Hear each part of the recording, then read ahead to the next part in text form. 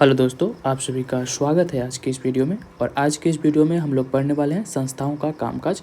ये जो video series आप देख रहे हैं, ये वीडियो सीरीज दृष्टि एनसीईआरटी पॉलिटी ऑब्जेक्टिव बुक का है, जिसमें हम लोग दृष्टि एनसीईआरटी के पॉलिटी को कंप्लीट कर रहे हैं। ठीक है, ये जो आप चैप्टर देख रहे हैं ये क्लास 8 के चैप्टर नंबर 4 है। इससे पहले हम लोग चैप्टर नंबर 3 तक कंप्लीट कर चुके हैं। ठीक है, अगर अभी तक आप पीछे की वीडियोस को नहीं देखे हैं तो ज़रूर देख लीजिए। सॉरी, ये जो क्लास है 9th का है। ठीक है, 8 का हम लोग बहुत पहले ही कंप्लीट कर चुके हैं। तो ये क्लास 9th का चैप्टर नंबर 4 हमने आज देखना है। ठीक है, हम लोग 3 तक यानी कि चुनावी राजनीति को कंप्लीट कर चुके थे पिछली वीडियोज़ में। आज के इस वीडियो में हम लोग चौथे चैप्टर संस्थाओं के कामकाज को शुरू कर रहे हैं और इसे कंप्लीट करेंगे। ये पूरी बुक जो है आपको ऑब्जेक्टिव के साथ एनसीईआरटी को कंप्लीट कराता है। तो चलिए शुरू करते हैं और इस बुक को पूरी तरह से समझने की कोशिश करते हैं। ठीक है, देखिए यहाँ पर आपसे पहला प्रश्न पूछा जा रहा है कि भारत की राज व्यवस्था के संदर्भ में निम्नलिखित कथनों पर विचार कीजिए। चलिए हम लोग कथन पढ़ लेते हैं। पहला कथन है कि राष्ट्रपति राष्ट्राध्यक्ष होता है और औपचारिक रूप से देश का सबसे बड़ा अधिकारी भी होता है। दूसरा कथन है कि प्रधानमंत्री सरकार का प्रमुख होता है और सरकार की ओर से अधिकांश अधिकारों का इस्तेमाल वही करता है। तीसरा है कि मंत्रिपरिषद की नियुक्ति राष्ट्रपति द्वारा स्वेच्छा से की जाती है। और चौथा है कि संसद केवल लोकसभा एवं राज्यसभा से मिलकर बनती है। आपसे पूछ रहा है कि उपयुक्त कथनों में से कौन से असत्य हैं। यहाँ पर असत्य कथन पूछा जा रहा है। तो असत्य कथन कौन से होंगे? 3 और 4 जो यहाँ पर देख रहे हैं आप, ये असत्य कथन है। ठीक है, 3 और 4। देखिए बाकी जो आप कथन देख रहे हैं वो बाकी सारे कथन यहाँ पर सही है।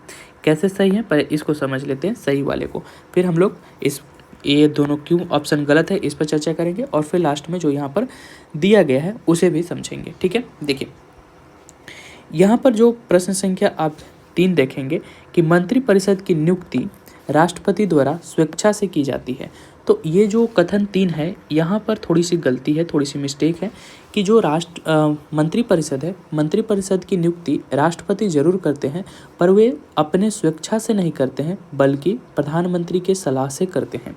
ठीक है, तो इस वजह से ये कथन यहाँ पर गलत हो जाएगा। चौथा कथन आप देखेंगे कि संसद केवल लोकसभा एवं राज्यसभा से मिलकर बनती है। तो ये जो कथन है चौथा, ये कथन भी गलत है क्योंकि जो हमारा संसद है, ठीक है, जो हमारी संसद है वो उसके 3 अंग है। ठीक है, राष्ट्रपति, लोकसभा एवं राज्यसभा। तो इसमें जो है राष्ट्रपति का जिक्र ही नहीं किया गया है इस चौथे कथन में, इसलिए ये कथन भी गलत हो जाएगा। तो संसद केवल लोकसभा एवं राज्यसभा से नहीं बल्कि लोकसभा एवं राज्यसभा और राष्ट्रपति से मिलकर बनता है हमारा देश का संसद। बाकी यहाँ पर आप 2 कथन जो देख रहे हैं ये दोनों कथन सही है। कैसे सही है? राष्ट्रपति राष्ट्राध्यक्ष होते हैं और औपचारिक रूप से देश का सबसे बड़ा अधिकारी भी होते हैं। तो राष्ट्रपति जो होते हैं वो राष्ट्र का अध्यक्ष होते हैं। ठीक है, पहला व्यक्ति होते हैं देश का वो। ठीक है, और औपचारिक रूप से देश का सबसे बड़ा अधिकारी भी होते हैं। ठीक है, यानी कि अगर पद के हिसाब से देखा जाए, पद के हिसाब से तो सबसे ऊपर राष्ट्रपति ही होंगे। ठीक है, दूसरा कथन है कि प्रधानमंत्री सरकार का प्रमुख होता है और सरकार की ओर से अधिकांश अधिकारों का इस्तेमाल वही करता है। तो यहाँ पर जो सरकार होती है, सरकार का मुखिया कौन होता है? तो वो प्रधानमंत्री होते हैं। सरकार की फेस कौन होता है? तो वो प्रधानमंत्री होते हैं। और प्रधानमंत्री जो है सरकार की ओर से अधिकांश अधिकारों का इस्तेमाल भी वही करते हैं। ठीक है, आइए इस पर हम लोग व्याख्या देख लेते हैं। देखिए, राष्ट्रपति राष्ट्राध्यक्ष होते हैं और औपचारिक रूप से देश का सबसे बड़ा अधिकारी भी होते हैं।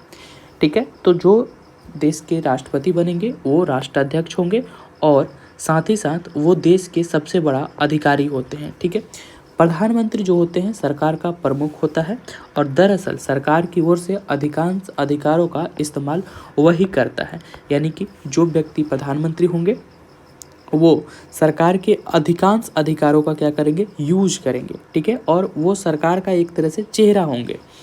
मंत्रिपरिषद के सदस्यों की नियुक्ति प्रधानमंत्री की सलाह पर राष्ट्रपति द्वारा की जाती है। तो ये बात हमेशा याद रखिएगा कि जो मंत्रिपरिषद होता है, मंत्रिपरिषद की नियुक्ति जो है वो राष्ट्रपति के द्वारा किया जाता है, परंतु उसमें सलाह लिया जाता है प्रधानमंत्री का।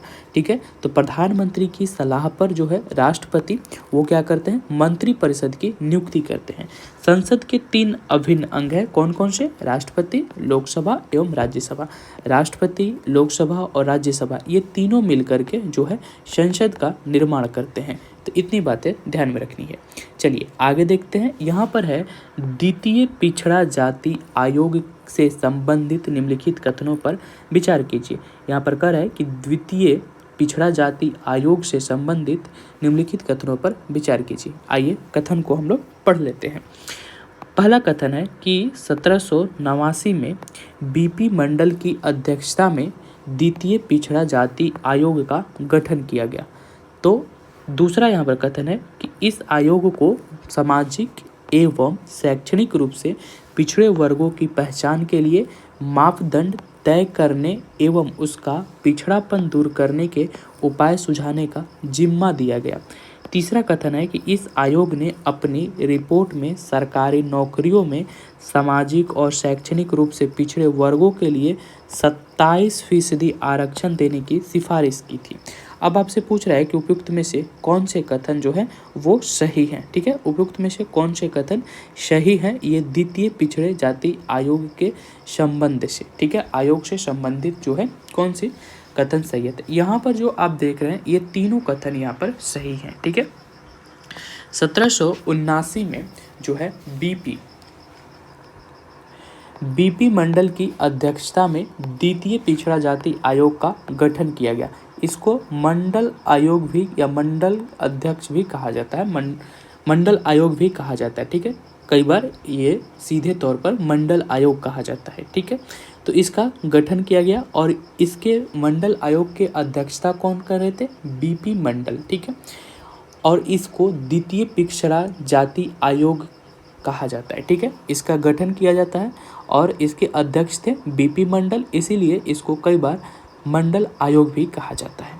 इस आयोग को सामाजिक एवं शैक्षणिक रूप से पिछड़े वर्गों की पहचान के लिए मापदंड तय करने एवं उनका पिछड़ापन दूर करने के उपाय सुझाने का जिम्मा दिया गया था। तो ये जो आयोग गठित किया गया था इसके 2 काम थे। पहले कि ऐसा मापदंड तय किया जाए, ऐसा मापदंड बनाया जाए जो ये बता सके कि किसे हम लोग पिछड़ा वर्ग कहेंगे। ठीक है, कैसे उनकी पहचान कर सके, ऐसा कुछ मापदंड, ऐसी कुछ पैमाना तय किया जाए। और साथ ही साथ ये उनको दूसरा काम ये दिया जाए कि कैसे उनके पिछड़ेपन को, उनकी गरीबी को दूर किया जा सके। तो ये दोनों जिम्मा जो है इस आयोग को दिया गया था। तीसरा है कि इस आयोग ने अपनी रिपोर्ट में सरकारी नौकरियों में सामाजिक और शैक्षणिक रूप से पिछड़े वर्गों के लिए 27% आरक्षण देने की सिफारिश की। तो जब ये आयोग अध्ययन करता है पिछड़े वर्गों के ऊपर और ये उनसे पूछा जाता है कि कैसे पिछड़ेपन को दूर किया जाए, तो वो सिफारिश करते हैं कि जो सरकारी नौकरियां होती हैं उनमें यदि हम पिछड़े वर्गों को आरक्षण दें 27% तक, 27% तक, तो उनसे ये होगा कि उनका सामाजिक स्तर बेहतर होगा। ये बीपी मंडल की अध्यक्षता वाले जो द्वितीय पिछड़ा जाति आयोग था उसने ये सुझाव दिया था। ठीक है, आइए इससे संबंधित अब हम विशेष व्याख्या को देख लेते हैं। 1953 में काका कालेकर की अध्यक्षता में प्रथम पिछड़ा आयोग जाति का गठन किया गया था। तो अगर यहाँ पर हम बात करें द्वितीय पिछड़ा जाति का, तो प्रथम जो पिछड़ा जाति का गठन हुआ था वो कब हुआ था, वो हुआ था 1953 में। ठीक है, दूसरा कब हुआ, 1979 में। ठीक है, 1979 में जो है गठित किया गया दूसरा पिछड़ा जाति आयोग। ठीक है, तो पहला जो था 1953 में काका कालेलकर के द्वारा कालेलकर के अध्यक्षता में काका कालेलकर के अध्यक्षता में जो है ये गठित किया गया था 1953 में कालेलकर। ठीक है, कालेलकर के अध्यक्षता में। दूसरा जो गठित किया गया ये 1979 में किया गया। द्वितीय पिछड़ा जाति आयोग जो था बीपी मंडल की अध्यक्षता में गठित किया गया। किसके अध्यक्षता में? बीपी मंडल की अध्यक्षता में। बीपी मंडल की अध्यक्षता में इसको गठित किया गया। अब यहाँ पर है कि मंडल की अध्यक्षता में गठित हुआ था। इस आयोग को सामाजिक एवं शैक्षणिक रूप से पिछड़े वर्गों की पहचान के लिए मापदंड तय करने एवं उनका पिछड़ेपन दूर करने के उपाय देने के जिम्मा दिया गया था। तो इनको क्या जिम्मा दिया गया था कि आप जो है पिछड़ेपन को दूर करने का उपाय बताइए और पिछड़े वर्गों की पहचान के लिए तरीके बताइए। तो ये इन्होंने तरीके ज्ञात किए और 1980 में इस आयोग ने सरकारी नौकरी में सामाजिक और शैक्षणिक रूप से पिछड़े वर्गों के लिए जो है 27% आरक्षण देने की सिफारिश की थी। तो आपसे अगर पूछा जाए कि जो मंडल आयोग बना था, जो बीपी मंडल की अध्यक्षता में जो आयोग बना था द्वितीय पिछड़ा आयोग, उसने जो है शैक्षणिक जो सरकारी नौकरियों में कितनी प्रतिशत आरक्षण की बात की थी? तो वो थी 27% आरक्षण की बात की गई थी। 1993 में इस आयोग की सिफारिश को लागू किया गया। मंडल आयोग की सिफारिश लागू होने के बाद 1993 में राष्ट्रीय पिछड़े वर्ग आयोग का भी गठन हुआ। तो यहाँ पर याद रखना है कि 1993 में जो है राष्ट्रीय पिछड़ा वर्ग आयोग का गठन हुआ था और ये गठन हुआ था उसी के बेस पर जो बीपी मंडल की अध्यक्षता वाले जो आयोग थी। ठीक है। आरक्षण के संबंध में इंदिरा साहनी बनाम भारत सरकार मामले में सर्वोच्च न्यायालय के 11 सबसे वरिष्ठ न्यायाधीशों की पीठ ने बहुमत से सरकार के फैसले को वैध घोषित किया था। साथ ही न्यायालय ने पिछड़े वर्गों में अच्छी आर्थिक स्थिति वाले लोगों को इस आरक्षण का लाभ न देने का भी निर्णय दिया एवं सरकार को इसे सुनिश्चित करने को कहा था। तो यहाँ पर जो है न्यायालय ने भी इस कदम को जो है अपने फैसले से जो है वैध घोषित कर दिया और सरकार को ये कहा कि ठीक है आप दीजिए, आर्थिक रूप से कमज़ोर वर्ग हैं उनको दीजिए, लेकिन ये सुनिश्चित कीजिए कि जो इनकी आर्थिक स्थिति अच्छी है वो इसका लाभ ना उठा पाए। ठीक है। चलिए आगे देखते हैं। तीसरा प्रश्न यहाँ पर देखिए, सरकार की प्रमुख जिम्मेदारियों में शामिल है। सरकार की प्रमुख जिम्मेदारियों में कौन कौन सी चीज़ें शामिल है? पहला यहाँ पर देखिए कथन है कि नागरिकों को सुरक्षा प्रदान करना। दूसरा है शिक्षा एवं स्वास्थ्य क्षेत्रों में आधारभूत संरचना का विकास करना। तीसरा है कर इकट्ठा करना और चौथा है सेना, पुलिस एवं न्यायालय का सांगठनिक विकास करना। तो यहाँ पर पूछ रहा है आपसे कि इनमें से कौन सा सही होगा। तो यहाँ पर सरकार की क्या जिम्मेदारियाँ हैं, जिम्मेदारियों में शामिल है। तो ये चारों जो आप देख रहे हैं ये चारों सरकार की जिम्मेदारियाँ हैं। सरकार ये सुनिश्चित करती है कि उसके जो नागरिक हों, देश के जो नागरिक हों वो सुरक्षित रहें, उनका जीवन जो है सुरक्षित जीवन जी पाए। ठीक है। दूसरा यहाँ पर सरकार ये सुनिश्चित करती है कि उसके नागरिकों को अच्छी शिक्षा, अच्छी स्वास्थ्य, ठीक है, एवं आधारभूत संरचना प्रदान किया जा सके। ठीक है। सरकार ये भी सुनिश्चित करती है कि सभी लोगों से वो टैक्स लें, टैक्स वसूल करें ताकि उसका यूज जो है किया जा सके देश के डेवलपमेंट में, देश के विकास में। और साथ ही साथ सेना, पुलिस एवं न्यायालय का सांगठनिक विकास करना भी ये सरकार की जिम्मेदारी है। सरकार ये सुनिश्चित करती है कि देश में एक सेना बल हो, देश के पास पुलिस बल हो और देश का जो न्यायालय व्यवस्था है, न्यायिक व्यवस्था है, वो संगठित रूप से विकसित हो और बेहतर हो। तो ये सारी जिम्मेदारी जो है सरकार के ऊपर होती है। आइए आगे बढ़ते हैं। यहाँ पर प्रश्न संख्या हम लोग 4 देखेंगे। प्रश्न संख्या 4 है कि संसद के संदर्भ में निम्नलिखित कथनों पर विचार कीजिए। देखिए पहला कथन है कि भारत में निर्वाचित प्रतिनिधियों की राष्ट्रीय सभा को संसद कहा जाता है। पहला कथन है कि भारत में निर्वाचित प्रतिनिधियों की राष्ट्रीय सभा को संसद कहा जाता है। दूसरा कथन है कि कानून बनाने का अधिकार मुख्य रूप से संसद के पास होता है।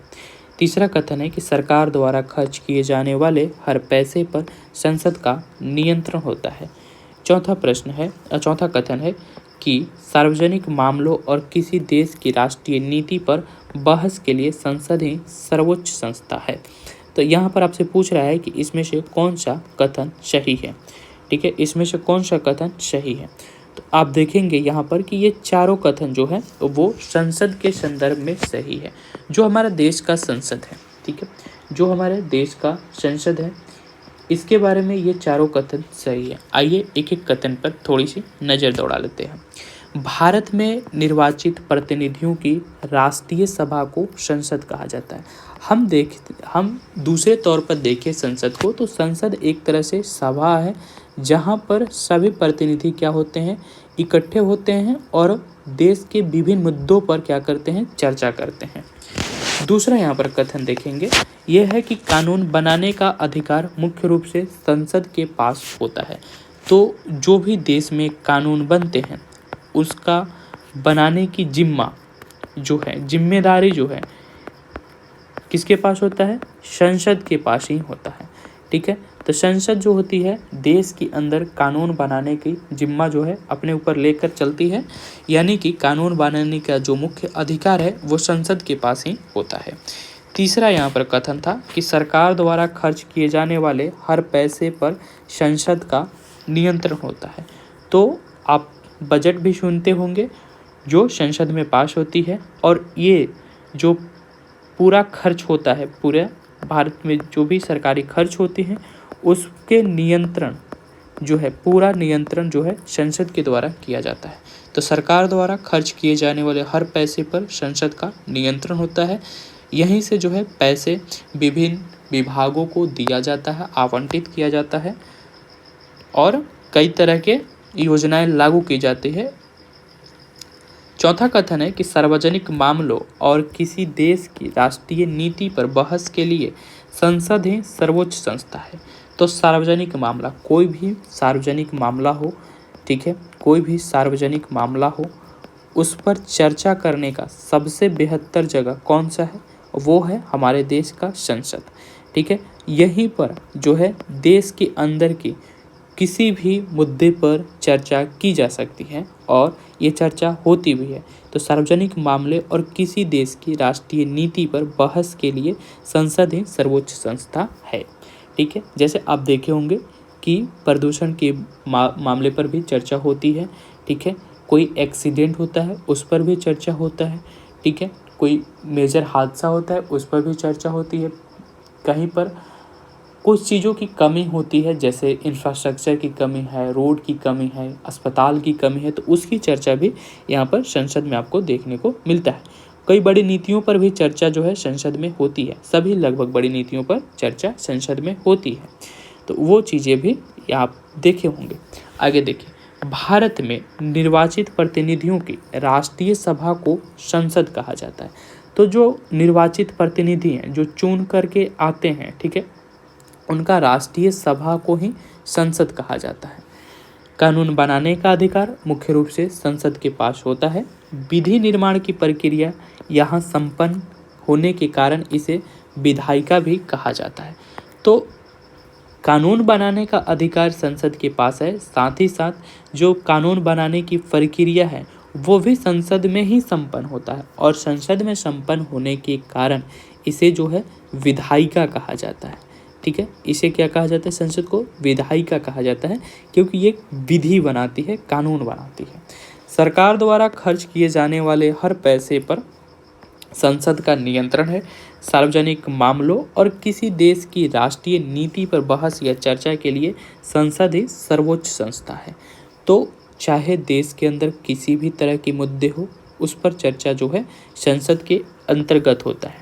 चाहे देश पर, हमारे देश पर कोई टैरिफ लगा हो, व्यापार शुल्क लगा हो, उस पर भी चर्चा जो है संसद में होती है। देश के कोई भी मुद्दे हो उसकी चर्चा संसद पर की जाती है। आइए आगे देखते हैं प्रश्न संख्या 5। यहाँ पर है कि भारत के राष्ट्रपति से संबंधित निम्नलिखित कथनों पर विचार कीजिए। चलिए कथन पढ़ लेते हैं। यहाँ पर पहला कथन है कि भारत का राष्ट्रपति संसद का अभिन्न अंग होता है। दूसरा है कि राष्ट्रपति का लोकसभा एवं राज्यसभा दोनों सदनों में से किसी भी एक सदन का सदस्य होना अनिवार्य है, और यदि ऐसा नहीं है तो नियुक्ति के 6 माह के अंदर उसे किसी भी सदन का सदस्य बनना होता है। तो यहाँ पर आपसे पूछ रहा है कि इसमें से कौन सा कथन असत्य है। तो यहाँ पर जो आप दूसरा कथन देख रहे हैं, ये दूसरा कथन जो है असत्य है। पहले कथन पर नजर दौड़ा लेते हैं। पहला कथन क्योंकि सत्य है तो ये कथन आपको ध्यान में रखना होगा, और इस पर हम लोग चर्चा भी कर चुके हैं कि भारत का जो राष्ट्रपति होता है वो संसद का अभिन्न अंग होता है, यानी कि ये संसद का अंग होता है। संसद के 3 अंग होते हैं, राज्यसभा, लोकसभा और राष्ट्रपति। ठीक है, अब दूसरे कथन को समझने के लिए हम यहाँ पर दिए गए व्याख्या को समझते हैं। भारत का राष्ट्रपति संसद का अभिन्न अंग होता है, लेकिन उसके लिए किसी भी सदन का सदस्य होना जरूरी नहीं होता है। यदि वह किसी सदन का सदस्य होता भी है तो नियुक्ति से पूर्व उसे अपनी सदस्यता से इस्तीफा देना होता है। तो अब आप दूसरे कथन को समझ गए होंगे। दूसरा कथन जो यहाँ पर कह रहा था कि राष्ट्रपति को सदस्य होना अनिवार्य है, दरअसल ये गलत है। राष्ट्रपति को किसी भी सदन के सदस्य होने की जरूरत नहीं है, और यदि राष्ट्रपति किसी सदन के सदस्य हैं तब भी नियुक्ति से पूर्व उन्हें अपनी सदस्यता त्यागना होता है। ठीक है, तो यानी कि जो भी व्यक्ति राष्ट्रपति बनेंगे वो लोकसभा एवं राज्यसभा के ना तो लोकसभा के और ना ही राज्यसभा के सदस्य होंगे। ठीक है, लेकिन हाँ, वो संसद के एक अभिन्न अंग के रूप में ज़रूर होंगे। चलिए आगे देखते हैं। निम्नलिखित कथनों पर विचार कीजिए। देखिए यहाँ पर 3 कथन दिए गए हैं, हम कथन को पहले पढ़ते हैं। देखिए कथन है कि किसी सामान्य विधेयक को पारित करने के लिए संयुक्त अधिवेशन बुलाया जा सकता है, जिसकी अध्यक्षता उपराष्ट्रपति द्वारा की जाती है। दूसरा कथन है कि लोकसभा द्वारा सरकार के बजट या धन संबंधी विधेयक को पारित कर दिए जाने पर राज्यसभा उसे पास होने से रोक नहीं सकता है। राज्यसभा उसे पास होने से रोक नहीं सकता है। तीसरा है मंत्रिपरिषद लोकसभा के प्रति जवाबदेह होती है तथा लोकसभा में अविश्वास प्रस्ताव पारित होने पर प्रधानमंत्री सहित पूरी मंत्रिपरिषद को इस्तीफा देना पड़ता है। आपसे पूछ रहा है कि उपयुक्त में से कौन से कथन सत्य हैं। तो यहाँ पर आप देखेंगे कि कथन 2 और 3 जो है वो सत्य है, यानी कि 2 और 3 जो है सत्य है। यहाँ पर देखिए हम बात कर लेते हैं पहले नंबर कथन 1 के बारे में कि आखिर कथन 1 असत्य क्यों है। देखिए ये कथन गलत क्यों है, इसको समझते हैं। कह रहा है कि सामान्य विधेयक को पारित करने के लिए संयुक्त अधिवेशन बुलाया जा सकता है, जिसकी अध्यक्षता उपराष्ट्रपति द्वारा की जाती है। देखिए जब यहाँ पर किसी भी सामान्य विधेयक को पारित होने के लिए संसद के दोनों सदनों की सहमति आवश्यक है। यदि किसी विषय पर दोनों सदन में टकराव हो जाता है, सहमति ना हो, तो संयुक्त अधिवेशन बुलाया जा सकता है, और संयुक्त अधिवेशन की अध्यक्षता जो है वो लोकसभा के अध्यक्ष करेंगे। ठीक है, राज्यसभा के अध्यक्ष नहीं, लोकसभा के अध्यक्ष करेंगे। ठीक है, तो यहाँ पर इसी वजह से जो पहला कथन है वो आपका गलत हो जाता है। ठीक है, कि यहाँ पर जो अध्यक्षता है वो राष्ट्रपति के द्वारा नहीं बल्कि लोकसभा के अध्यक्ष के द्वारा किया जाएगा। ठीक बात है। अब देखिए दूसरे और तीसरे कथन जो है पूरी तरह से सही है कि लोकसभा द्वारा सरकार के बजट यानी कि धन संबंधी विधेयक को पारित कर दिया जाने पर जो है राज्यसभा उसे पास होने से रोक नहीं सकती है। तो यदि धन संबंधी कोई विधेयक है या बजट है, उसे अगर लोकसभा पास कर देती है तो राज्यसभा उसे नहीं रोक सकती, राज्यसभा उसे पास होने से नहीं रोक सकती। ये कथन बिल्कुल सही है। तीसरा कथन है कि मंत्रिपरिषद लोकसभा के प्रति जवाबदेह होते हैं। जो भी मंत्रिपरिषद बनता है वो जो है लोकसभा के प्रति क्या होते हैं, जवाबदेह होते हैं, तथा लोकसभा में यदि अविश्वास प्रस्ताव पारित होने पर प्रधानमंत्री के सहित पूरी मंत्रिपरिषद को इस्तीफा देना पड़ता है। यदि अविश्वास प्रस्ताव पारित हो जाता है मंत्रिपरिषद के लिए, ठीक है, लोकसभा में, तो यहाँ पर पूरे प्रधानमंत्री के साथ मंत्रिपरिषद को भी इस्तीफा देना होता है। आइए इनकी व्याख्या को पहले समझ लेते हैं। देखिए कह रहा है कि किसी भी सामान्य विधेयकों को पारित होने के लिए संसद के दोनों सदनों की सहमति आवश्यक है। यदि किसी विषय पर दोनों सदनों में सहमति न हो तो संयुक्त अधिवेशन भी बुलाया जा सकता है। संयुक्त अधिवेशन की अध्यक्षता लोकसभा अध्यक्ष द्वारा की जाती है। ठीक है, देखिए कोई भी विधेयक को पारित करना, किसी भी सामान्य विधेयक को पारित करने के लिए संसद के दोनों सदनों की सहमति की जरूरत होती है। लेकिन अगर किसी विषय पर दोनों सदनों के बीच, ठीक है, दोनों सदनों के बीच सहमति नहीं हो पा रही है तो फिर क्या किया जाता है, संयुक्त अधिवेशन बुलाया जाता है। दोनों को एक साथ बुलाया जाता है कि आइए बैठ करके हम लोग इस विशेष टॉपिक पर विशेष विषय पर चर्चा कर लेते हैं। जब संयुक्त अधिवेशन बुलाया जाता है तो संयुक्त अधिवेशन की अध्यक्षता जो है वह लोकसभा अध्यक्ष करते हैं। ठीक है, वो जो अधिवेशन की अध्यक्षता किसके द्वारा किया जाता है, लोकसभा के अध्यक्ष के द्वारा की जाती है। तो इतनी चीज़ें आपको ध्यान में रखनी है। चलिए आगे देखते हैं। यहाँ पर है कि संयुक्त अधिवेशन में लोकसभा के सदस्यों की संख्या अधिक होने के कारण लोकसभा के विचारों को प्राथमिकता मिलने की संभावना अधिक रहती है। ठीक है, तो ये भी चीज़ ध्यान में रखना है कि जब भी संयुक्त अधिवेशन में जो है लोकसभा के सदस्यों की संख्या अधिक होने की वजह से जो है लोकसभा के विचारों को प्राथमिकता मिलने की संभावना अधिक रहती है। बजट एवं धन विधेयक के संदर्भ में संयुक्त अधिवेशन नहीं बुलाया जा सकता। यह भी ध्यान में रखना है कि बजट एवं धन विधेयक के संदर्भ में जो है संयुक्त अधिवेशन नहीं बुलाया जा सकता। लोकसभा में धन विधेयक एवं बजट पारित होने पर राज्यसभा सिर्फ 14 दिन तक उसे अपने पास रख सकती है या उसमें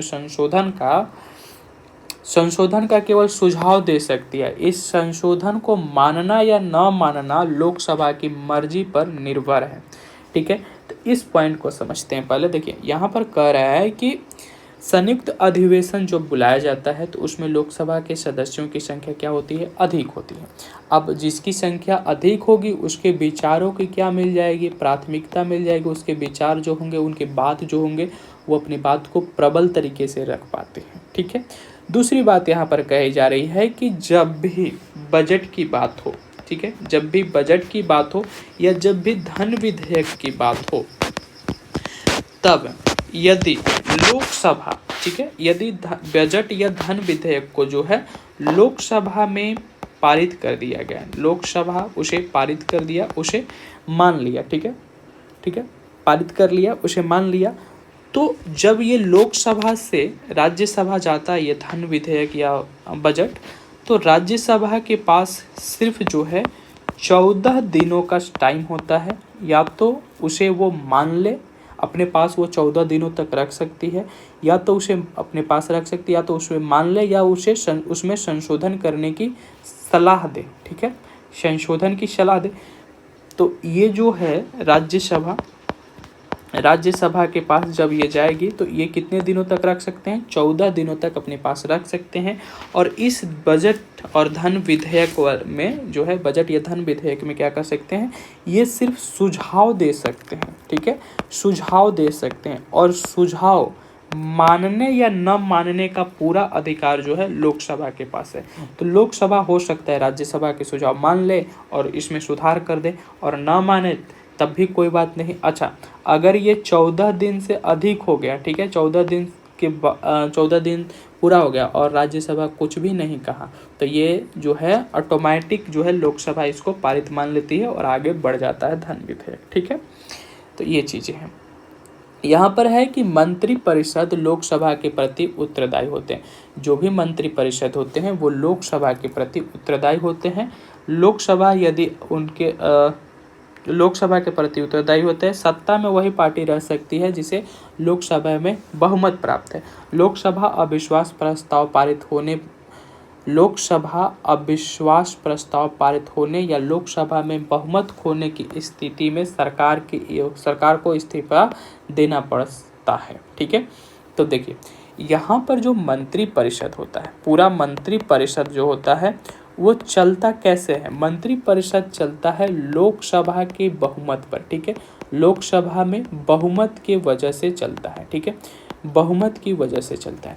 अब लोकसभा ही अगर यहाँ पर अविश्वास प्रस्ताव ला दे, कहे कि जो मंत्री गण है उन पर हमें विश्वास नहीं है, उनके कामकाज पर हमें भरोसा नहीं है, तो यानी कि ये जो लोग हैं, जो मंत्री गण यहाँ पर जो मंत्रिपरिषद के सदस्य हैं, यानी कि वो विश्वास नहीं बना पा रहे हैं, लोकसभा में बहुमत यहाँ पर खो रहे हैं। तो जब भी सरकार अपना बहुमत खो देती है लोकसभा में, तो उसे क्या करना पड़ता है, इस्तीफा देना पड़ता है। और ये मंत्रिपरिषद जो है जवाबदेही होता है किसको, लोकसभा को। ठीक है, ये कोई भी काम करेंगे तो उसकी पूरी जानकारी कहाँ पर देंगे, लोकसभा में देंगे। ठीक है, कि हमने ये काम किया, ऐसे ऐसे किया, और इनसे जो सवाल पूछा जा सकता है वो लोकसभा में पूछा जा सकता है। ठीक है, और ये लोकसभा के प्रति जवाबदेह होते हैं। चलिए नेक्स्ट प्रश्न देखते हैं। यहाँ पर है कि निम्नलिखित कथनों पर विचार कीजिए।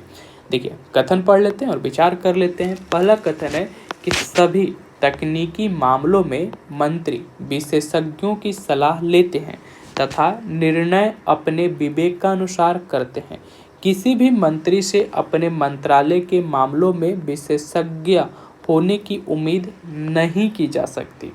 दूसरा यहाँ पर देखिए, सभी अधिकारियों के समूह को सरकार की नीतियों को मूर्त रूप देने के कारण कार्यपालिका कहा जाता है। आपसे पूछ रहा है कि उपयुक्त में से कौन से कथन सही हैं। तो यहाँ पर देखिए दोनों कथन सही हैं। देखिए यहाँ पर कह रहा है कि सभी तकनीकी मामलों में मंत्री विशेषज्ञों की सलाह लेते हैं। तो जो देश में मंत्री होते हैं, ठीक है, कभी कभी क्या अभी अब हमारे देश में मंत्रियों की ये स्थिति है कि ये जो होते हैं अधिक शिक्षित नहीं होते हैं, या फिर किसी विशेष क्षेत्र में इनके पास उतनी विशेषज्ञता नहीं होती, उतनी जानकारी नहीं होती है। ठीक है, जैसे अभी हाल में अगर चीज़ें देखें तो अगर एआई की बात हो के, तो एआई पर जो है एक मंत्री जो है उतने विशेषज्ञ नहीं हो सकता है जितना कि एक प्रोफेसर या फिर कोई आईटी का प्रोफेसर या फिर आईटी का वो जो आईटी में काम किया हो। ठीक है, जो कंप्यूटर के क्षेत्र में काम किया हो, वो जो ज़्यादा इस क्षेत्र में विशेषज्ञ रख सकता है कि हमें अपने एआई चीज़ों को, जो एआई इंफ्रास्ट्रक्चर है उसको कैसे बिल्ड करना चाहिए, हमें एआई के दौड़ में कैसे आगे बढ़ना चाहिए, ये किसी मंत्री से ज़्यादा जो है ज़रूरत है किसी विशेषज्ञ से इसके बारे में सलाह लिया जाए। लेकिन मंत्री के पास ये अधिकार होता है, ये उनके पास शक्ति होती है कि वो किसी भी चीज़ पर निर्णय जो है अपने विवेक के अनुसार लेंगे, अपने विवेक के अनुसार लेंगे।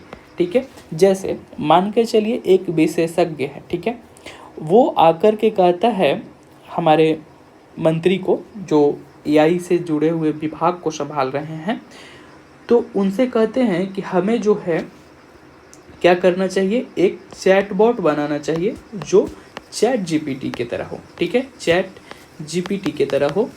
तो अब यहाँ पर मंत्री जी पूछेंगे कि ठीक है हम बनाएंगे, लेकिन इस पर हमारा खर्च कितना होगा, ठीक है, हमें फ़ायदे कितने होंगे, ठीक है, और क्या हमें बनाना भी चाहिए या नहीं। ये सारी चीज़ें जो हैं ये जब पूछेंगे एक विशेषज्ञ से, और पूछने के बाद यहाँ पर मंत्री जी जो हैं अपने हिसाब से निर्णय लेंगे। ठीक है, देखिए कोई भी विशेषज्ञ क्या होता है, वो बहुत अलग तरीके से सोचता है। ठीक है, और एक मंत्री जो होते हैं वो अलग तरीके से सोचते हैं। तो इसी वजह से आप यहाँ पर देखेंगे ये चीज़ें थोड़ी सी अलग है, कॉमन चीज़ें पर हम बात करने पर निकल गए, लेकिन यहाँ पर जो कथन है उस पर फिर से वापस आते हैं कि सभी तकनीकी मामलों में जो मंत्री होंगे वह विशेषज्ञों की सलाह लेते हैं। कोई भी क्षेत्र होगा उसमें जो विशेषज्ञ होगा, जो स्पेशलिस्ट होंगे, ठीक है, जिनके पास महारत हासिल होगा उस फील्ड का, उनसे क्या लेंगे, सलाह लेंगे, लेकिन निर्णय अपने विवेक पर लेंगे, निर्णय अपने विवेक पर लेंगे। ठीक है, अपनी बुद्धि से लेंगे, अपने जो है बेसिक समझ से लेंगे। ठीक है, किसी भी मंत्री से अपने मंत्रालयों के मामले में विशेषज्ञ होने की उम्मीद नहीं की जा सकती है। तो यहाँ पर यही चीज़ है कि किसी भी मंत्री से ये उम्मीद नहीं किया जा सकता है कि वो जो है उस फील्ड के बारे में सब चीज़ जानता हो। जैसे रेल मंत्री हैं अगर, तो रेल मंत्री को थोड़ी ये जानकारी है कि रेल का जो इंजन है कैसे बनेगा। ठीक है, उनको ये थोड़ी मालूम है कि कोई किसी ट्रेन को हमें अगर चलाना है तो किस तरह से कौन कौन से रूट से लेकर के जाना होगा। ठीक है। उनको थोड़ी मालूम होगा कि एक ट्रेन के इंजन में कितने तरह की चीज़ें लगती है, तो ये चीज़ें उन्हें जानना भी ज़रूरी नहीं है।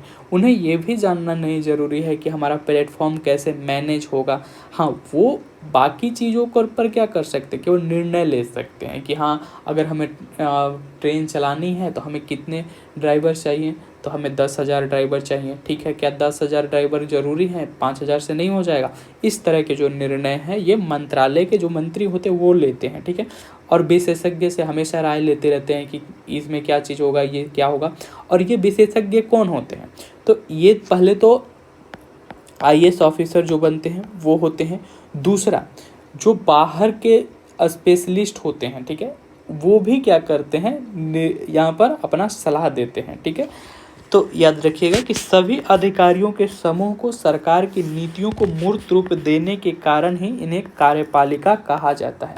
अब सरकार ने कोई निर्णय लिया, कोई नीति बनाया, उस नीति को लागू करने का जो पूरा जिम्मा है वो किसके पास है, किसके ऊपर है? तो वो अधिकारियों के समूह के पास है। अधिकारी मतलब वही IAS IPS, अलग अलग विभाग के लोग, ये सभी मिलकर के कार्यपालिका का अंग बनाते हैं, कार्यपालिका बनाते हैं, ठीक है। तो ये सभी क्या कहलाते हैं, कार्यपालिका कहलाते हैं, ठीक है। तो सरकार का अगर कोई नीति है तो उसको सही ढंग से लागू करना, ठीक है, और उनकी जो नीतियां हैं उनको मतलब एक ढांचेगत रूप से व्यवस्थित करना, ये सारा काम क्या है, कार्यपालिका का है।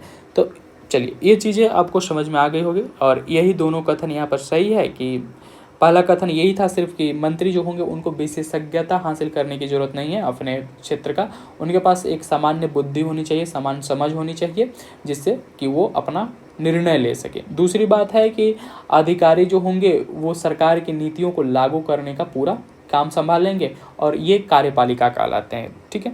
चलिए, अब यहाँ पर 8वें प्रश्न को देख लेते हैं। 8वां प्रश्न है कि प्रधानमंत्री के संदर्भ में निम्नलिखित कथनों पर विचार कीजिए।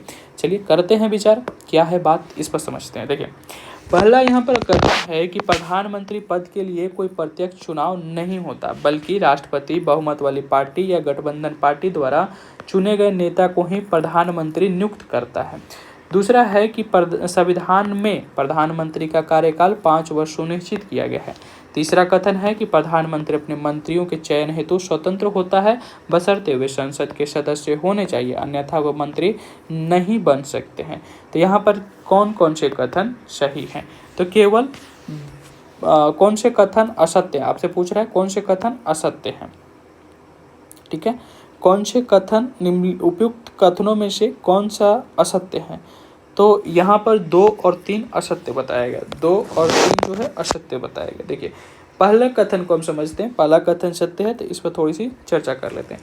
प्रधानमंत्री पद के लिए कोई प्रत्यक्ष चुनाव नहीं होता है, बल्कि राष्ट्रपति बहुमत वाली पार्टी या गठबंधन पार्टी द्वारा चुने गए नेता को ही प्रधानमंत्री नियुक्त करता है। तो प्रधानमंत्री के लिए कोई अलग से चुनाव नहीं होता है, बल्कि यहाँ पर जो चुने हुए लोग होते हैं, चुने हुए प्रत्याशी होते हैं, उनका जो बहुमत होता है, जो पार्टी होती है, वो पार्टी ही क्या करती है, आपस में किसी एक नेता को जो है अपना मुखिया बना लेती है कि हाँ, हमारा ये प्रधानमंत्री होगा, ये PM होंगे। और फिर क्या होता है, राष्ट्रपति जो है उन्हीं को जो है प्रधानमंत्री के पद की शपथ दिला देते हैं, ठीक है। तो इस तरह से होता है, उनके लिए स्पेशल कोई चुनाव नहीं होता है, वो जनता के पास नहीं जाते हैं कि हमें प्रधानमंत्री बनना है तो आप हमें वोट दीजिए। आइए व्याख्या देख लेते हैं और इन कथनों को समझते हैं। प्रधानमंत्री के लिए कोई प्रत्यक्ष चुनाव नहीं होता है, बहुमत प्राप्त पार्टी या गठबंधन द्वारा चुने गए नेता को राष्ट्रपति द्वारा प्रधानमंत्री नियुक्त किया जाता है। तो राष्ट्रपति जो है गठबंधन के जो नेता चुने जाएंगे, गठबंधन के जो नेता होंगे, जिनको गठबंधन या फिर बहुमत प्राप्त जो पार्टी होगी वो कहेगी कि हमारे तरफ से ये हमारे नेता होंगे, तो उन्हीं को जो है राष्ट्रपति क्या करेंगे, प्रधानमंत्री नियुक्त कर देंगे और उनको प्रधानमंत्री की शपथ दिला देंगे पद की, ठीक है। यहाँ पर है कि प्रधानमंत्री का कार्यकाल तय नहीं होता है, जब तक उसे लोकसभा में बहुमत प्राप्त होता है वह प्रधानमंत्री के पद पर आसीन रह सकता है। ये भी याद रखिएगा कि जब तक उसे लोकसभा में बहुमत प्राप्त है तो वह प्रधानमंत्री के पद पर आसीन रह सकता है। यहाँ पर प्रधानमंत्री के कार्यकाल को तय नहीं किया गया है, लेकिन ये अब तक देखा गया है 5 वर्ष, ठीक है, क्योंकि 5 वर्ष के बाद चुनाव होती है, ठीक है। आइए देखते हैं। प्रधानमंत्री अपने मंत्रियों के चुनाव हेतु स्वतंत्र होता है, बशर्ते उन्हें संसद का सदस्य होना चाहिए, लेकिन अगर वे उस समय किसी भी सदन के सदस्य नहीं हैं तो 6 माह के अंदर उनके लिए किसी सदन की सदस्यता प्राप्त करने की अनिवार्यता होती है। प्रधानमंत्री की सलाह पर राष्ट्रपति द्वारा मंत्रियों की नियुक्ति की जाती है।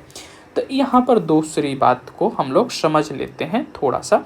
देखिए, यहाँ पर कह रहे हैं कि जो प्रधानमंत्री, जो पीएम बनते हैं, वो अपने मंत्री परिषद के लिए, मंत्री परिषद में किनको मंत्री बनाएंगे इस बात को लिए वो स्वतंत्र होते हैं, वो जिसे चाहें अपना मंत्री बना सकते हैं, ठीक है। ऐसा पीएम के पास शक्ति होती है, पावर होती है। तो अपनी मंत्री बनाने के लिए वो क्या करेंगे, जो व्यक्ति मंत्री बनेगा, ठीक है, उसे संसद के सदस्य होना चाहिए, संसद की सदस्यता उसके पास होनी चाहिए। संसद का वो व्यक्ति क्या होना चाहिए, सदस्य होना चाहिए, सदस्य होना चाहिए, ठीक है। लेकिन यहाँ पर एक पेच है कि मान के चलिए कि प्रधानमंत्री आपको मंत्री बनाना चाहते हैं, ठीक है, आपको क्या बनाना चाहते हैं, मंत्री बनाना चाहते हैं, अपने मंत्री परिषद में आपको रखना चाहते हैं, लेकिन आप संसद के तो सदस्य नहीं हैं। तो आपको क्या करना होगा कि 6 माह के अंदर, ठीक है, 6 महीना के अंदर क्या करना होगा, आपको संसद की सदस्यता ग्रहण करनी होगी। तो इतनी सिंपल सी बात है यहाँ पर, इसे भी आप ध्यान में रखिएगा, ठीक है। चलिए अब हम लोग यहाँ पर प्रश्न संख्या 9 देखेंगे। प्रश्न संख्या 9 है कि राष्ट्रपति के संदर्भ में निम्नलिखित कथनों पर विचार कीजिए। आइए विचार करते हैं। पहला कथन है कि भारत का राष्ट्रपति ब्रिटेन की महारानी की तरह केवल नाम के अधिकारों का उपयोग करता है। दूसरा है कि राष्ट्रपति का चयन जनता द्वारा प्रत्यक्ष रूप से किया जाता है। तीसरा है कि राष्ट्रपति संपूर्ण राष्ट्र का प्रतिनिधित्व करता है, लेकिन वह प्रधानमंत्री की तरह जनादेश का दावा नहीं कर सकता, जनादेश का दावा नहीं कर सकता। अब आपसे पूछ रहा है यहाँ पर, अच्छा अभी और भी इसमें कथन है, 3 कथन देख लिए हम लोग। चौथा कथन है कि सारे कानून जो है, सरकार के सभी नीतिगत फैसले एवं सभी प्रमुख नीतियां राष्ट्रपति के नाम से ही होती है। और 5वां कथन है कि भारत के सभी रक्षा बलों का सुप्रीम कमांडर राष्ट्रपति ही होता है। आपसे पूछ रहा है कि उपयुक्त कथनों में से कौन से सत्य हैं। तो यहाँ पर 1, 3, 4 और 5 जो है सत्य हैं, सिर्फ दूसरा जो है वो असत्य है, ठीक है। दूसरा कथन जो है असत्य है, बाकी सारे कथन जो है सत्य है। तो पहले हम लोग दूसरे कथन को यहाँ पर कट करेंगे और बाकी सारे कथन पर थोड़े थोड़े बात कर लेते हैं, ठीक है। देखिए, पहला कथन है कि भारत का राष्ट्रपति ब्रिटेन की महारानी की तरह केवल नाम के अधिकारों का उपयोग करता है। तो आप देखेंगे कि जो राष्ट्रपति होते हैं वो कुछ भी घोषणा नहीं करते हैं, जैसे प्रधानमंत्री घोषणा करते हैं, ठीक है। पीएम जो है डायरेक्ट सारी शक्तियों का यूज करते हैं, ठीक है, शक्तियों का क्या करते हैं, यूज करते हैं। लेकिन ये जो राष्ट्रपति हैं, राष्ट्रपति का जो हमारे पास पद है देश में, वो क्या करते हैं, केवल नाम मात्र के रूप में उनके पास अधिकार हैं और वो उन शक्तियों का प्रयोग नहीं करती हैं, ठीक है। वो अगर प्रयोग भी करते हैं तो वो मंत्री परिषद की सलाह लेते हैं, ठीक है, प्रधानमंत्री की सलाह लेते हैं। तो जो एक तरह से देखा जाए तो वो मंत्री परिषद और प्रधानमंत्री की शक्तियां ही हुआ, जो उसमें फैसले जो होती हैं वो कहीं ना कहीं एक तरह से जुड़ जाती है पीएम से, ठीक है। तो ये जो पहला कथन यहाँ पर कह रहा है कि भारत का जो राष्ट्रपति होता है ब्रिटेन की महारानी की तरह केवल नाम के अधिकारों का प्रयोग करता है, ठीक है। तो ये बात बिल्कुल सही है। देखिए, दूसरा यहाँ पर कथन था कि राष्ट्रपति का चयन की जनता द्वारा प्रत्यक्ष रूप से किया जाता है। तो राष्ट्रपति का चयन जो है जनता द्वारा प्रत्यक्ष रूप से नहीं किया जाता है। राष्ट्रपति जाकर के जनता से वोट नहीं मांगते हैं कि आप हमें राष्ट्रपति बनाइए, ठीक है। तो ऐसा नहीं होता है, तो ये प्रत्यक्ष नहीं होता, अप्रत्यक्ष तरीके से यहाँ पर चुनाव किया जाता है राष्ट्रपति का। आगे देखते हैं, तीसरा कथन यहाँ पर कह रहा है कि राष्ट्रपति जो है संपूर्ण राष्ट्र का प्रतिनिधित्व करता है, लेकिन वह प्रधानमंत्री की तरह जनादेश का दावा नहीं कर सकता। तो बिल्कुल बात सही है, जो राष्ट्रपति होते हैं वो संपूर्ण राष्ट्र का प्रतिनिधित्व करते हैं, उन्हीं के नाम पर जो है देशों के साथ जो भी नीतियां बनती हैं उन्हीं के नाम पर बनती हैं, ठीक है। संधियां जो होती है राष्ट्रपति के नाम पर ही होता है, लेकिन यहाँ पर जो प्रधानमंत्री जो जनादेश की दावा करते हैं उस तरह का दावा जो है राष्ट्रपति नहीं कर सकते हैं। इसी बात को यहाँ पर चौथे रूप में कहा गया है कि सारे कानून, सरकार के सभी नीतिगत फैसले एवं सभी प्रमुख नीतियाँ राष्ट्रपति के नाम पर ही होती है। तो बिल्कुल सही बात है, देश की सारी नीतियाँ, सारे कानून जो है, नीतिगत फैसले, ये राष्ट्रपति के नाम पर ही होता है। और जो सबसे बड़ी और सबसे प्रमुख बात ये है कि भारत के सभी रक्षा बलों का जो सुप्रीम कमांडर होते हैं वो कौन होते हैं, वो राष्ट्रपति ही होते हैं। तो ये फैक्ट है और इस फैक्ट को तो ध्यान में रखिएगा, क्योंकि ये छोटे छोटे जो एग्ज़ाम्स होते हैं, 1 डे एग्ज़ाम अगर आप देते हैं तो उसमें भी इसे पूछा जाता है, ठीक है, ऐसे प्रश्न। चलिए आइए अब इस पूरी प्रश्न पर थोड़ी व्याख्या को पढ़ लेते हैं ताकि चीज़ें और स्पष्ट रहे हमारे लिए। राष्ट्रपति का जो चयन है प्रत्यक्ष रूप से जनता द्वारा नहीं किया जाता है। राष्ट्रपति का चुनाव संसद एवं राज्य विधानसभाओं के निर्वाचित सदस्यों के द्वारा किया जाता है। याद रखिएगा कि जो राष्ट्रपति पद की चुनाव होती है उस चुनाव में संसद और राज्य विधानसभाओं के सदस्य, राज्य विधानसभाओं के जो निर्वाचित सदस्य हैं वो क्या करते हैं, भाग लेते हैं। संसद बोले तो लोकसभा, राज्यसभा और राज्य विधानसभाओं, ये तीनों के जो निर्वाचित सदस्य होंगे वो क्या करेंगे, राष्ट्रपति के चुनाव में भाग लेंगे। राष्ट्रपति उस प्रकार के जनादेश का आह्वान नहीं कर सकता है, उस प्रकार के जनादेश का आह्वान नहीं कर सकता है जैसा कि प्रधानमंत्री। राष्ट्रपति मंत्रिपरिषद की सलाह पर कार्य करता है। राष्ट्रपति मंत्रिपरिषद को अपने निर्णय पर पुनः विचार करने को कह सकता है, लेकिन वही सलाह पुनः मिलने पर वह उसे मानने को बाध्य होता है। तो हमने बात किया कि राष्ट्रपति जो होते हैं वह मंत्रिपरिषद के सलाह पर काम करते हैं और मंत्रिपरिषद का मुखिया पीएम होते हैं। तो एक तरह से हम कहें तो यहाँ पर जो पूरा काम धाम होता है वो प्रधानमंत्री के इशारों पर होता है, ठीक है। यानी कि पीएम के सलाह पर ही होता है, चूँकि जो मंत्रिपरिषद होता है अंततः वो पीएम के अधीन ही होता है, मतलब पीएम भी उसमें शामिल होते हैं, तो अधीन नहीं, मतलब एक तरह से आप समझिए इस चीज़ को, ठीक है। राष्ट्रपति जो होते हैं वो मंत्रिपरिषद की सलाह पर कार्य करता है। राष्ट्रपति जो है मंत्रिपरिषद को अपने निर्णय पर पुनः विचार करने को कह सकता है, लेकिन अगर फिर से उनको वही सलाह मिलेगा तब उन्हें वो काम कर देना पड़ेगा, ठीक है।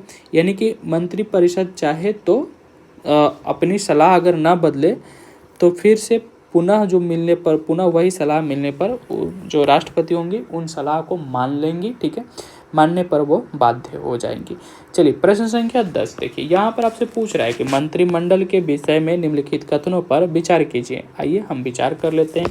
पहला कथन है कि सत्ताधारी पार्टी के सभी मंत्रियों की राय किसी मामले में भिन्न भिन्न हो सकती है, लेकिन किसी भी मंत्री को सरकार के फैसले की खुलेआम आलोचना करने का अधिकार नहीं होता है, ठीक है। सत्ताधारी पार्टी की बात हम कर रहे हैं। दूसरा है कि प्रधानमंत्री को किसी भी मंत्री को बर्खास्त करने का अधिकार होता है तथा जब प्रधानमंत्री अपना पद छोड़ता है तो पूरे मंत्रिमंडल को इस्तीफा देना पड़ता है। अब आपसे पूछ रहा है कि उपयुक्त में से कौन सा कथन सत्य है।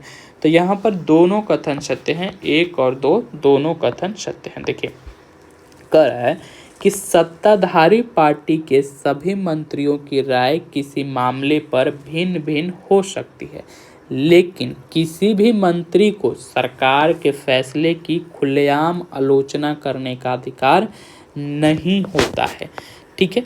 तो सरकार में जो लोग होते हैं, आप भी न्यूज़ में देखते होंगे कि सरकार के जो लोग होते हैं, जो सत्ता के पक्ष में होते हैं, वो उन कानूनों का क्या करते हैं, समर्थन करते हैं जो सरकार पारित करती है, और विपक्ष उसका विरोध करता है। लेकिन वो अगर कानून सच में भी खराब है तब भी जो सत्ता पक्ष के मंत्री होंगे उससे वो खुलेआम मंच पर या फिर खुलेआम जनता के सामने उस कानून का विरोध नहीं कर सकते हैं। ठीक है, उनके राय जरूर भिन्न भिन्न हो सकते हैं, लेकिन किसी भी मंत्री को सरकार के फैसले की खुलेआम आलोचना करने का अधिकार नहीं होता है, वो खुलेआम आलोचना नहीं कर सकते हैं।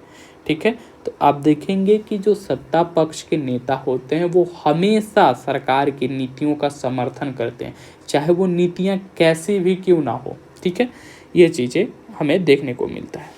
दूसरा यहाँ पर है कि प्रधानमंत्री को किसी भी मंत्री को बर्खास्त करने का अधिकार होता है। ठीक है, तो ये जो प्रधानमंत्री होते हैं ये किसी भी मंत्री को क्या कर सकते हैं, बर्खास्त कर सकते हैं। ठीक है, क्योंकि इन मंत्रियों का चुनाव भी तो प्रधानमंत्री के सलाह पर ही हुआ था, प्रधानमंत्री के राय पर ही हुआ था। और चूंकि यहाँ पर इन्हीं मंत्रियों के साथ जो है प्रधानमंत्री काम करेंगे। ठीक है, अगर ये मंत्री उनके विचारों से मेल नहीं खाते हैं, उनके हिसाब से काम नहीं करते हैं, तो उन्हें बर्खास्त करने का अधिकार भी तो होना चाहिए ना। ठीक है, तथा जब प्रधानमंत्री अपना पद छोड़ता है तो पूरे मंत्रिमंडल को इस्तीफा देना पड़ता है। तो जब पीएम ही नहीं रहेंगे, जब पीएम ही इस्तीफा दे देंगे, तो फिर मंत्रिमंडल को भी तो पूरा इस्तीफा देना पड़ेगा। तो पूरे मंत्रिमंडल क्या करता है, अपना इस्तीफा दे देता है जब पीएम पद से हट जाते हैं। तो देखिए, आइए इसकी व्याख्या समझ लेते हैं। उपयुक्त दोनों कथन क्या है, सत्य है।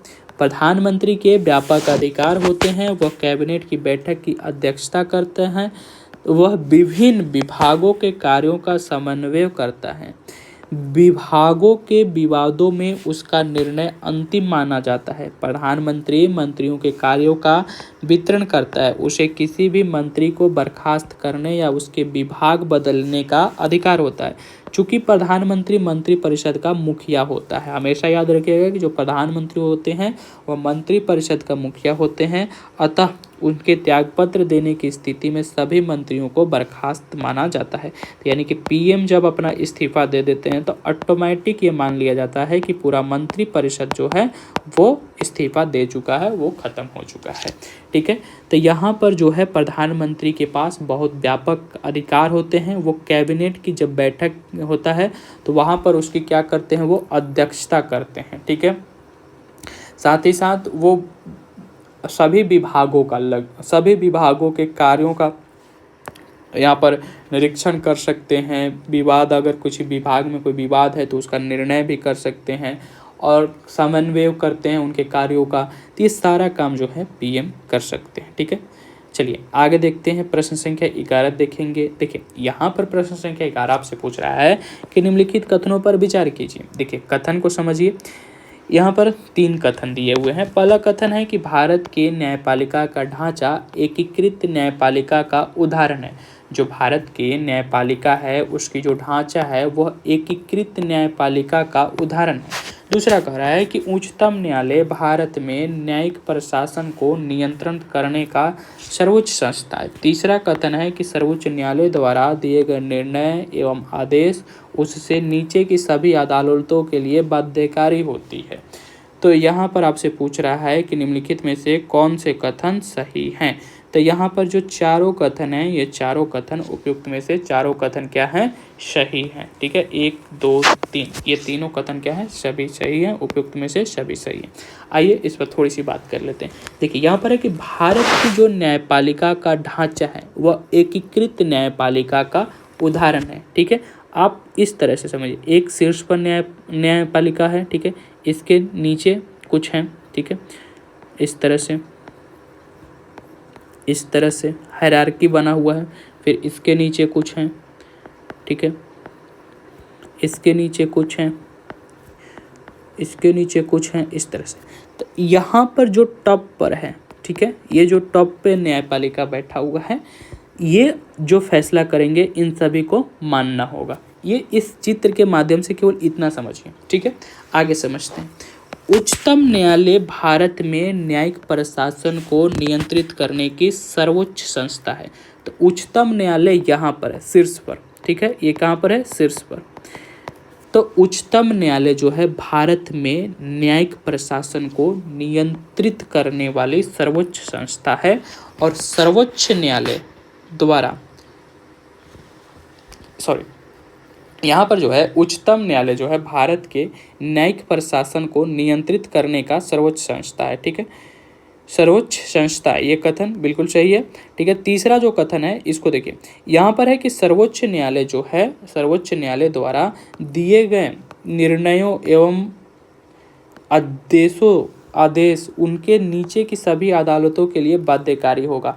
तो सर्वोच्च न्यायालय अगर कोई आदेश दे दिया, ठीक है, तो वो आदेश जो है सभी न्यायालयों पर लागू होगा। उससे नीचे जितने भी जिला न्यायालय हुए उन सभी को मानना पड़ेगा। ठीक है, उससे नीचे जितने भी न्यायालय होंगे सर्वोच्च न्यायालय से उन सभी न्यायालयों को मानना होगा। तो ये तीनों कथन सही हैं। आइए इसकी व्याख्या को समझ लेते हैं। भारत की न्यायपालिका के ढांचा एकीकृत न्यायपालिका का उदाहरण है। उच्चतम न्यायालय भारत में न्यायिक प्रशासन को नियंत्रित करने की सर्वोच्च संस्था है। सर्वोच्च न्यायालय द्वारा दिए गए निर्णय एवं आदेश उससे नीचे के सभी अदालतों के लिए बाध्यकारी होती है। तो ये पूरी लाइन याद रखना पड़ेगा, ध्यान में रखना होगा कि भारत की जो न्यायपालिका है वो एकीकृत न्यायपालिका है, यानी कि केंद्र, मतलब एक तरह से कहें कि सेंट्रलाइज है। ठीक है, उच्चतम न्यायालय जो है भारत में न्यायिक प्रशासन को नियंत्रित करने का सर्वोच्च संस्था है। और यदि सर्वोच्च न्यायालय किसी मुद्दे पर, किसी बात पर अगर कोई निर्णय ले लिया, कोई फैसला ले लिया, तो उस बात को पूरा न्यायालय मानेगा। उसके नीचे की जितने भी न्यायालय होंगे वो सभी अदालतें जो हैं उन चीज़ों को मानने पर बाध्यकारी होंगे। ठीक है, चलिए प्रश्न संख्या 12 देखेंगे। यहाँ पर है कि भारत में सर्वोच्च न्यायालय के सबसे वरिष्ठ न्यायाधीश को सर्वोच्च न्यायालय का मुख्य न्यायाधीश नियुक्त करने का प्रचलन है। ठीक है, भारत में सर्वोच्च न्यायालय के सबसे वरिष्ठ न्यायाधीश को सर्वोच्च न्यायालय का मुख्य न्यायाधीश नियुक्त करने का प्रचलन है। दूसरा यहाँ पर कथन है कि सर्वोच्च न्यायालय के न्यायाधीशों को उसके पद से हटाने के लिए संविधान में अत्यंत जटिल प्रक्रिया का प्रावधान है। पूछ रहा है उपयुक्त में से कौन से कथन सही है? तो ये दोनों कथन सही है। ठीक है, ये दोनों कथन क्या है? सही है। भारत में सर्वोच्च न्यायालय के सबसे जो वरिष्ठ न्यायाधीश होंगे उन्हीं को जो है सर्वोच्च न्यायालय का मुख्य न्यायाधीश चुना जाने का प्रचलन है हमारे देश में, कि जो भी सर्वोच्च न्यायालय में सबसे वरिष्ठ न्यायाधीश होंगे उनको क्या बनाया जाएगा? उनको बनाया जाएगा सर्वोच्च न्यायालय का मुख्य न्यायाधीश। दूसरी बात है कि सर्वोच्च न्यायालय के न्यायाधीशों को उनके पद से हटाने के लिए बहुत बड़ी जटिल प्रक्रिया से होकर के गुजरना पड़ता है, महाभियोग लाना पड़ता है, और ये एक बहुत जटिल प्रक्रिया है जिसके माध्यम से न्यायालय के न्यायाधीशों को हटाया जाता है। आइए समझते हैं इसके बारे में। भारत में सर्वोच्च न्यायालय के सबसे वरिष्ठ न्यायाधीश को सर्वोच्च न्यायालय का मुख्य न्यायाधीश नियुक्त करने का प्रचलन है। सर्वोच्च न्यायालय के न्यायाधीशों को उसके पद से हटाने के लिए संविधान में अत्यंत जटिल प्रक्रिया का प्रावधान है।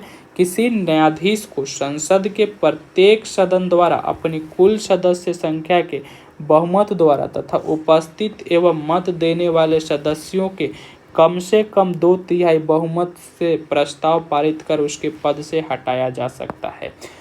तो अगर किसी न्यायाधीश को हटाना है जो सर्वोच्च न्यायालय का न्यायाधीश है, तो संसद के सभी सदस्यों और उपस्थित तथा वोट देने वाले जितने भी व्यक्ति होंगे उसका 2/3 जो है हिस्सा, 2/3 जो वोट अगर पड़ता है इस पक्ष में कि इस न्यायाधीश को हटाना है पद से, तब जाकर के उसको हटाया जा सकता है। और ये एक बहुत बड़ी जटिल प्रक्रिया, क्योंकि इतना सारा वोट मिल पाना, इतने सारे लोग जो हैं एक चीज़ पर सहमत हो पाना लगभग असंभव जैसा है और एक कठिन प्रक्रिया माना जाता है, और इनको हटाना आसान नहीं होता है। सिंपल सी बात आप समझिए। ठीक है, तो यहाँ पर दोनों कथन सही, हटाया जा सकता है, ऐसा नहीं है कि हटाया नहीं जा सकता है, महाभियोग लगाया जाता है उन पर, और ये चीज़ें जो है अगर पारित हो जाती हैं तो फिर उनको हटाया जा सकता है, लेकिन इनकी जो हटाने की प्रक्रिया है वो थोड़ा सा हार्ड है। ठीक है, ये बात है। चलिए आगे देखते हैं, प्रश्न संख्या 13 देखेंगे। यहाँ पर कथन ए और कारण आर दिया गया है।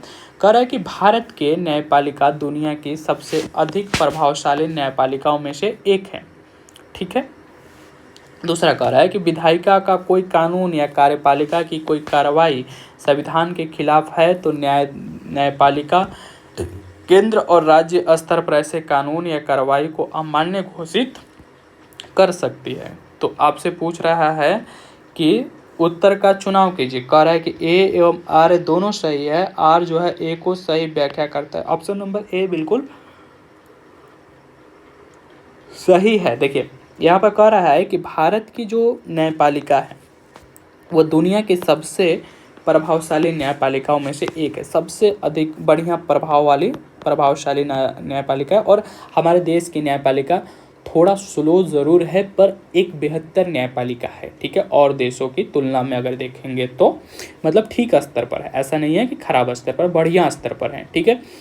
विधायिका का कोई कानून, विधायिका अगर कोई कानून बना कर लाता है, ठीक है, या कार्यपालिका की कोई कार्रवाई, कार्यपालिका कोई काम ऐसा करता है जो संविधान के खिलाफ है, जो क्या है, संविधान के खिलाफ है, ठीक है, संविधान के क्या है, खिलाफ है, तो जो ये सर्वोच्च न्यायालय जो न्यायपालिका है वो क्या कर सकती है, न्यायपालिका केंद्र और राज्य पर ऐसे कानून या कार्रवाई को अमान्य घोषित कर सकती है। उनके कानून को या उनके काम को अमान्य कर देगी, मानेगी ही नहीं कि ये ठीक काम नहीं है, आप इसे बंद कीजिए।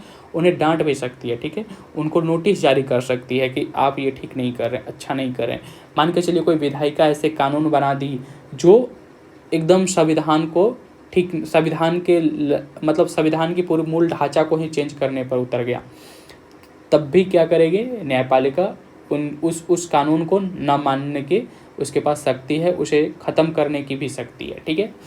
और अगर कोई कार्यपालिका ऐसा काम कर देता है जो संविधान के अनुरूप ना हो, तब भी उसके काम को जो है वैध नहीं माना जाएगा, अवैध माना जा सकता है, और ये काम जो है न्यायपालिका कर सकती है, ठीक है। तो यहाँ पर दोनों कथन सही है, क्योंकि ऐसा हो पाना जो है एक बेहतर न्यायपालिका का ही उदाहरण है, ठीक है। आइए समझते हैं। भारत के सर्वोच्च न्यायालय को संविधान का अभिभावक कहते हैं, अर्थात संविधान की व्याख्या करने का अधिकार इसके पास है। तो जो हमारा सर्वोच्च न्यायालय वो संविधान का अभिभावक है, अभिभावक मतलब गार्जियन। तो गार्जियन के दो काम होते हैं, पहला सुरक्षा, तो कानून संविधान की सुरक्षा की जिम्मेदारी किसके पास है, एक तरह से कहें तो सर्वोच्च न्यायालय के पास है। और संविधान के उल्लेख करने की, संविधान का जो बातें हैं उसको उल्लेखित करने का, उसका व्याख्या करने का भी अधिकार किसके पास है, वो न्यायालय के पास है, ठीक है। किसी भी विधि के द्वारा संविधान का उल्लंघन होने की दशा में न्यायपालिका उसे अमान्य घोषित कर सकती है। तो कोई अगर ऐसा विधि बनाया जाए, कोई ऐसा कानून बनाया जाए जो क्या कर रहा हो, संविधान के उल्लंघन कर रहा हो, तो उल्लंघन कर रहा होगा तो न्यायपालिका क्या करेगी, उसको अमान्य घोषित कर देगी, उसे शून्य कर देगी, उस कानून को शून्य, जीरो कर देगी, उसको अमान्य घोषित कर देगी। चाहे वह राज्य या केंद्र किसी भी स्तर पर हो, चाहे वो केंद्र सरकार बनाए या फिर राज्य सरकार बनाए, कोई भी बनाए, अगर वो संविधान के अनुरूप नहीं है, वो कानून संविधान के अनुसार नहीं है, तो उसको अमान्य घोषित किया जा सकता है, उसको अमान्य किया जा सकता है, उसको माना नहीं जा सकता है, ठीक है। अमान्य घोषित कर सकता है न्यायपालिका। जितनी स्वतंत्रता एवं जितने अधिकार भारत की न्यायपालिका को प्राप्त है, उतने किसी अन्य देश की न्यायपालिका को प्राप्त नहीं है। इसलिए भारत की न्यायपालिका सबसे अधिक शक्तिशाली न्यायपालिकाओं में से एक है। तो आप देखेंगे कि जो भारत की न्यायपालिका है उसको बहुत ज़्यादा शक्तियाँ प्राप्त है, स्वतंत्रता प्राप्त है।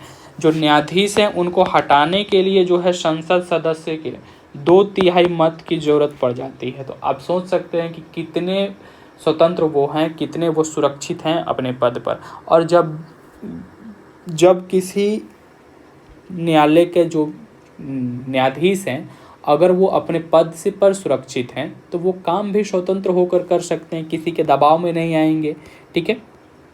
चलिए कथन यहाँ पर हम प्रश्न संख्या 14 देखेंगे, ठीक है। हम लोग इस वीडियो में प्रश्न संख्या जो है 20 तक करेंगे, 20 के बाद जो है प्रश्न चैप्टर 5 को अगले वीडियोस के लिए हम लोग छोड़ देंगे, ठीक है, चूँकि ये वीडियो लंबी हो रही है। चलिए प्रश्न संख्या 14 देखेंगे। यहाँ पर है कथन ए, सरकार की कार्यवाहियों से जनहित को ठेस पहुँचने की स्थिति में कोई भी नागरिक न्याय हेतु अदालत जा सकता है। दूसरा है कि भारतीय न्यायपालिका को प्राप्त अधिकार एवं स्वतंत्रता उसे मौलिक अधिकारों के रक्षक के रूप में कार्य करने की क्षमता प्रदान करता है। तो यहाँ पर दोनों कथन सही है, ए और आर दोनों सही है। यदि सरकार कोई कार्रवाई ऐसा करता है जो जनहित को ठेस पहुँचाता है, ठीक है, तो आप उसके विरुद्ध में क्या कर सकते हैं, अदालत जा सकते हैं। आप जो है नागरिक जो है वो अदालत जा सकता है। मान के चलिए कोई ऐसा काम सरकार कर रही है जिससे क्या हो रही है, आपको नुकसान हो रही है, तो आप क्या कर सकते हैं, अदालत में जा सकते हैं। ठीक है, कारण यहाँ पर बताया जा रहा है कि जो भारतीय न्यायपालिका को प्राप्त अधिकार है और अधिकार एवं स्वतंत्रता है उसे मौलिक अधिकारों के रक्षक के रूप में कार्य करने की क्षमता प्रदान करता है। तो जब हमारा न्यायपालिका स्वतंत्र है, साथ ही साथ उसके पास जो अधिकार हैं और साथ ही साथ वो स्वतंत्र हैं, तो वो किसी से बंधेगा भी नहीं, सरकार से भी नहीं बंधेगा, सत्ता से वो बंधेगा नहीं। और जब सरकार और सत्ता से बंधेगा नहीं तो वो स्वतंत्र होकर काम कर पाएगा। और जो भी स्वतंत्र होकर काम करेगी हमारे न्यायपालिका, तो वो क्या करेगी, हमारे मौलिक अधिकारों की रक्षा करने में सक्षम हो पाएगी। और यही चीज़ें जो है उसको क्षमता प्रदान करती है। आइए यहाँ पर इसकी व्याख्या को समझ लेते हैं। कह रहा है कि सरकार की कार्रवाइयों से जनहित को ठेस पहुँचने की स्थिति में कोई भी सीधे अदालत जा सकता है। तो यदि सरकार की कोई ऐसा काम है, कोई ऐसा कार्रवाई है जिससे आपको क्या हो रहा है, ठेस पहुँच रहा है, आपको अच्छा नहीं लग रहा है या आपको नुकसान हो रहा है, तो आप सीधे कहाँ जा सकते हैं, अदालत जा सकते हैं। भारतीय न्यायपालिका के अधिकार एवं स्वतंत्रता उसे मौलिक अधिकारों के रक्षक के रूप में कार्य करने की क्षमता प्रदान करता है। तो जो भारतीय न्यायपालिका है उसके पास बहुत सारे अधिकार हैं, उसको स्वतंत्रता मिली हुई है सत्ता से, ठीक है, मतलब सरकार कि वो पूरी तरह से स्वतंत्र है। जब वो पूरी तरह से स्वतंत्र है तो उसके पास ये क्षमता होती है कि वो मौलिक अधिकारों की रक्षा कर पाए, लोगों के मौलिक अधिकारों की रक्षा कर पाए। ठीक है, भारत की न्यायपालिका एक स्वतंत्र निकाय है। भारत की जो न्यायपालिका है वो एक स्वतंत्र निकाय है जिसे संविधान के अभिभावक का दर्जा प्राप्त है। तो इसे जो है संविधान का अभिभावक, संविधान का रक्षक और संविधान का व्याख्या करने वाला इसको कहा जाता है न्यायपालिका को। संविधान में नागरिकों को दिए गए अधिकारों के उल्लंघन होने की स्थिति में नागरिकों को सीधे सर्वोच्च न्यायालय जाने का अधिकार है। यदि आपके दिए गए मौलिक अधिकारों का उल्लंघन होता है तो आप सीधे जो है सर्वोच्च न्यायालय जा सकते हैं। यदि आपके मौलिक अधिकारों का उल्लंघन हो रहा है, सरकार चाहे उल्लंघन करे, चाहे केंद्र सरकार करे, राज्य सरकार करे, कोई भी अगर आपके अधिकारों का उल्लंघन कर रहा है तो आप सीधे जा कर के सर्वोच्च न्यायालय में इसकी शिकायत कर सकते हैं। ठीक है, चलिए आगे बढ़ते हैं। प्रश्न संख्या 15 देखेंगे। यहाँ पर है कि न्यायपालिका के अधिकारों की सीमा क्षेत्र के अंतर्गत निम्नलिखित में से कौन से विवाद शामिल होते हैं। न्यायपालिका के अधिकारों के सीमा क्षेत्र के अंतर्गत निम्नलिखित में से कौन से विवाद शामिल होते हैं। देश के नागरिकों के बीच, नागरिकों और सरकार के बीच, दो या दो से अधिक राज्य सरकारों के बीच, केंद्र एवं राज्य सरकारों के बीच। ये सभी मुद्दे जो हैं वो न्यायपालिका के अंतर्गत आता है। 1 2 3 4 ये सभी जो हैं, ये सभी मुद्दे को जो है न्यायपालिका संभाल सकती है। चाहे देश के नागरिकों के बीच, मान के चलिए आप में और हम में कोई अगर विवाद हो जाता है तब भी हम कहाँ जाएंगे, न्यायालय में जाएंगे। ठीक है, और हम वहाँ पर अपनी अपनी लड़ाई लड़ेंगे। ठीक है, नागरिकों और सरकार, यदि आप और जो सरकार है देश की उसके बीच अगर कोई विवाद हो जाता है, आप दोनों के बीच अगर विवाद हो जाता है तब भी आप न्यायालय जा सकते हैं। ठीक है, या फिर तीसरा जो कथन है कि दो या दो से अधिक राज्य, यानी कि आपका राज्य, ठीक है, आपका राज्य कौन सा है पता नहीं, मेरा राज्य बिहार है, तो यदि आपका राज्य और मेरा राज्य के बीच में क्या हो जाता है, विवाद हो जाता है, तो विवाद अगर हो जाता है तो हमारा राज्य जो है वो कहाँ जाएगी, वो न्यायालय जाएगी। ठीक है, और अपना फैसला लेगी किसी बात पर अगर विवाद हो जाता है तो। केंद्र और राज्य, यानी कि आपका राज्य और भारत सरकार के बीच जो है विवाद हो जाता है। ठीक है, सरकार यानी कि भारत सरकार, केंद्र सरकार की बात हो रही है तो भारत सरकार। ठीक है, आपका राज्य और सरकार यानी कि केंद्र सरकार के बीच विवाद हो जाता है तब भी आप कहाँ जाएंगे, न्यायपालिका के पास जा सकते हैं। ठीक है, न्यायालय जा सकते हैं। तो इन सभी मुद्दों पर, इन सभी विवादों पर जो है न्यायालय जो है न्यायपालिका का अधिकार क्षेत्र के अंतर्गत ये सभी चीज़ें, सभी मुद्दे आते हैं। ठीक है, तो देश के नागरिकों के बीच, नागरिकों और सरकार के बीच, दो या दो से अधिक राज्य सरकारों के बीच तथा केंद्र एवं राज्य सरकारों के बीच के विवाद आदि न्यायपालिका के अधिकार के सीमा क्षेत्र के अंतर्गत आता है। तो ये सभी जो है न्यायपालिका के अधिकार के सीमा क्षेत्र के अंतर्गत आते हैं, यानी कि इन सभी पर जो है न्यायपालिका अपनी फैसला सुना सकती है। ठीक है, चलिए प्रश्न संख्या 16 देखेंगे। यहाँ पर है कि सर्वोच्च न्यायालय के विषय में निम्नलिखित कथनों पर विचार कीजिए। पहला कथन है कि सर्वोच्च न्यायालय फौजदारी एवं दीवानी दोनों मामलों में अपील के लिए सर्वोच्च संस्था है।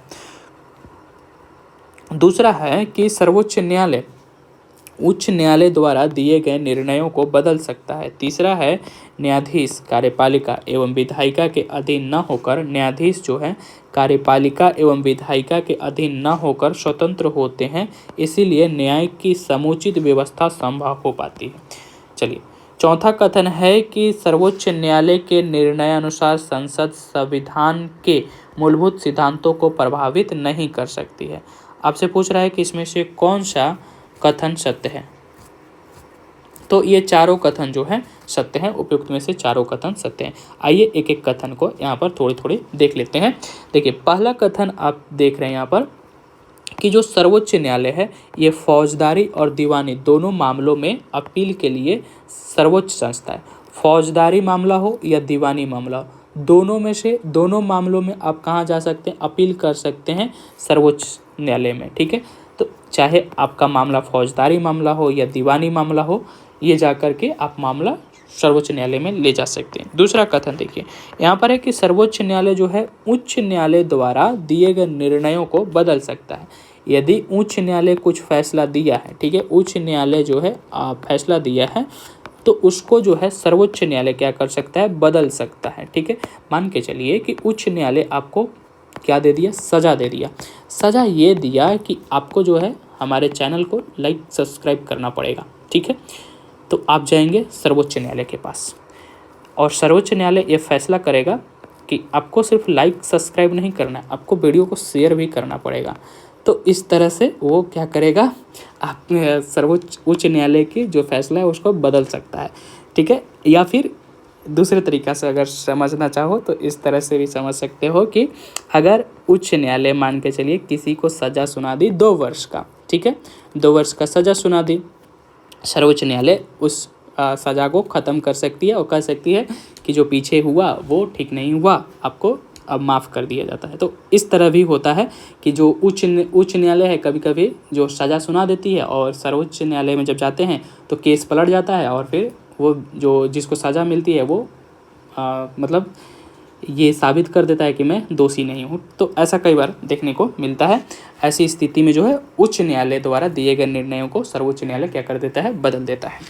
यहाँ पर है कि न्यायाधीश जो होते हैं, जो न्यायाधीश होते हैं, जो जज होते हैं, वो क्या है, कार्यपालिका और विधायिका के अधीन नहीं होते। ठीक है, कार्यपालिका और विधायिका के अंतर्गत नहीं होते, उनके अधिकार क्षेत्र से ये बाहर होते हैं।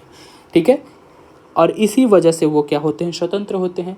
कार्यपालिका के डर नहीं है, विधायिका का डर नहीं है, तो वो स्वतंत्र रूप से अपना काम कर पाते हैं। ठीक है, और इसीलिए जो है न्याय की समुचित व्यवस्था हो पाती है, क्योंकि ये स्वतंत्र है। अगर ये स्वतंत्र नहीं होते तो कोई भी अपना प्रभाव इन पर क्या कर सकता था, डाल सकता था। ठीक है, चलिए आगे देखते हैं। चौथा ऑप्शन है कि सर्वोच्च न्यायालय के निर्णय अनुसार संसद जो है संविधान के मूलभूत सिद्धांतों को प्रभावित नहीं कर सकता है।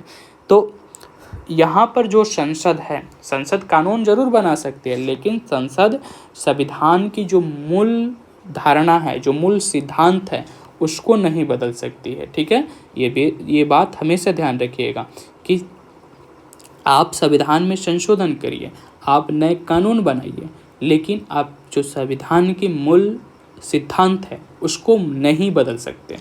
ठीक है, ये अधिकार नहीं है संसद के पास। ठीक है, चलिए आगे देखते हैं। यहाँ पर है कि सर्वोच्च न्यायालय फौजदारी एवं दीवानी दोनों मामलों में अपील के लिए सर्वोच्च संस्था है। वह उच्च न्यायालय द्वारा दिए गए निर्णयों को बदल सकता है। ठीक है। न्यायाधीश कार्यपालिका एवं विधायिका के अधीन न होकर के स्वतंत्र होते हैं। जो न्यायाधीश होते हैं वो कार्यपालिका और विधायिका के अधीन नहीं होते हैं, वो स्वतंत्र होते हैं, इसीलिए न्याय की समुचित व्यवस्था संभव हो पाती है। सर्वोच्च न्यायालय के निर्णय जो है संसद संविधान के मूलभूत सिद्धांतों को प्रभावित नहीं कर सकते। तो सर्वोच्च न्यायालय के निर्णय अनुसार सर्वोच्च न्यायालय ने निर्णय दिया है कि जो संसद है वो संविधान के मूल ढांचा को, मूल सिद्धांत को नहीं बदल सकते, नहीं चेंज कर सकते हैं आप।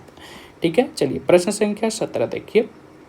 यहाँ पर है कि राष्ट्रपति की चुनाव प्रक्रिया में निम्नलिखित में से कौन कौन से सदस्य शामिल होते हैं। पहला है लोकसभा के सभी सदस्य, दूसरा है राज्यसभा के सभी सदस्य, तीसरा है राज्य विधान परिषदों के सभी सदस्य और चौथा है संसद के दोनों सदनों एवं सभी राज्यों के विधानसभाओं के निर्वाचित सदस्य। तो यहाँ पर आपसे पूछ रहा है कि निम्नलिखित में से कौन सा कथन सही है, तो केवल ये चौथा जो है ना ये सही है। ठीक है, यहाँ पर संसद के दोनों सदनों के सभी सदनों के सदस्य, तो संसद के दोनों सदन कौन होते हैं, लोकसभा, ठीक है, और राज्यसभा। इसके जो निर्वाचित सदस्य वो और राज्य विधानसभाओं के, केवल राज्य विधानसभा के सदस्य ये मिलकर के क्या करते हैं, राष्ट्रपति का चुनाव करते हैं। आइए समझते हैं। राष्ट्रपति की चुनाव प्रक्रिया में संसद के दोनों सदन, राज्य विधानसभाओं के निर्वाचित सदस्य तथा केंद्र शासित प्रदेश जैसे दिल्ली एवं पुडुचेरी के विधानसभा के निर्वाचित सदस्य हिस्सा लेते हैं। ठीक है, तो सभी निर्वाचित सदस्य जो होते हैं वो क्या करते हैं, हिस्सा लेते हैं, चाहे वो संसद के दोनों सदनों की बात हो, चाहे विधानसभाओं की बात हो। साथ ही साथ केंद्र शासित प्रदेश और दिल्ली एवं पुडुचेरी जो हैं इसके भी विधानसभा के जो निर्वाचित सदस्य होते हैं वो सभी भी जो है राष्ट्रपति के चुनाव में भाग लेते हैं।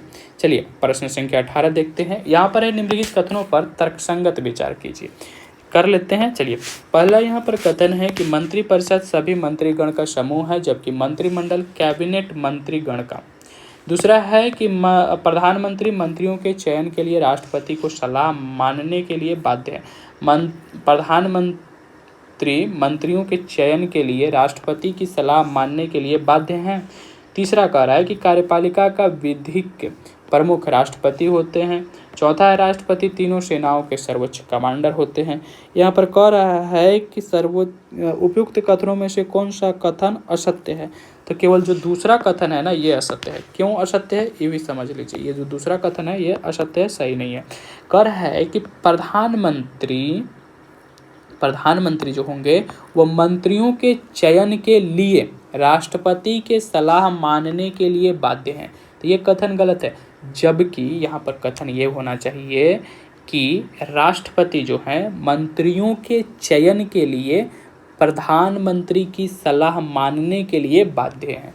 तो ये प्रधानमंत्री के सलाह पर राष्ट्रपति चुनाव करते। प्रधानमंत्री जिसको कहेंगे कि हमें ये मंत्री के रूप में चाहिए, ये व्यक्ति, उन्हें आप चुन दीजिए, तो राष्ट्रपति उनको चुन देंगे। ठीक है, अब देखिए यहाँ पर बाकी कथन सही है। मंत्रिपरिषद सभी मंत्रीगणों का समूह है। ठीक है, तो मंत्रिपरिषद जो होते हैं सभी मंत्रीगणों का समूह होता है, जबकि जो मंत्रिमंडल होता है वह सिर्फ कैबिनेट मंत्रीगणों का होता है। जो मंत्रिमंडल होता है वह कैबिनेट मंत्रीगणों का होता है। ठीक है, कैबिनेट मंत्री के समूह को मंत्रिमंडल आप कह सकते हैं, और मंत्रिपरिषद मतलब सभी मंत्रीगण टोटल आ जाएंगे इसके अंतर्गत। चलिए तीसरा यहाँ पर देखिए कि कार्यपालिका का विधिक प्रमुख राष्ट्रपति होता है। जो कार्यपालिका है उसका विधिक कानूनी रूप से जो प्रमुख होता है वो कौन होता है, राष्ट्रपति होता है। और राष्ट्रपति जो होते हैं तीनों सेनाओं के कमांडर होते हैं। ठीक है, सर्वोच्च कमांडर होते हैं। आइए इसके बारे में बात कर लेते हैं। प्रधानमंत्री मंत्रियों के चयन के लिए स्वतंत्र होता है बशर्ते वे संसद के सदस्य हों।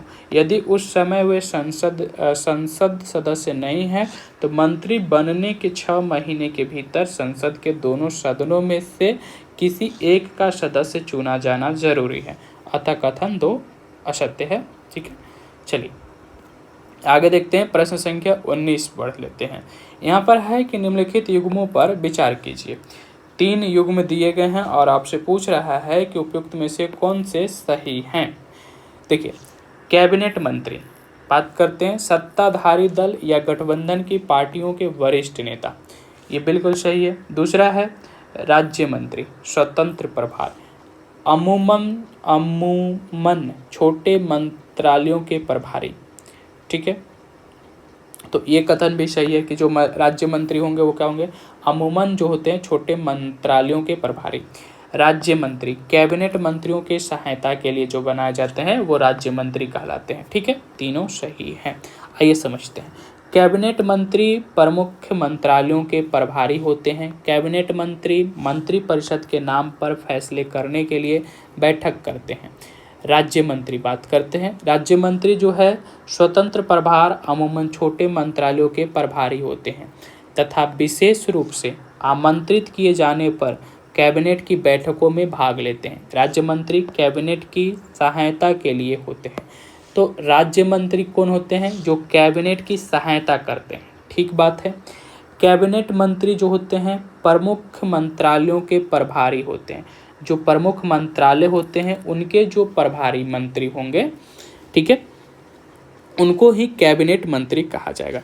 जैसे कि एक तरह से समझिए कि जैसे मान के चलिए 10 टोटल मंत्री हैं। ठीक है, 10 टोटल मंत्री हैं।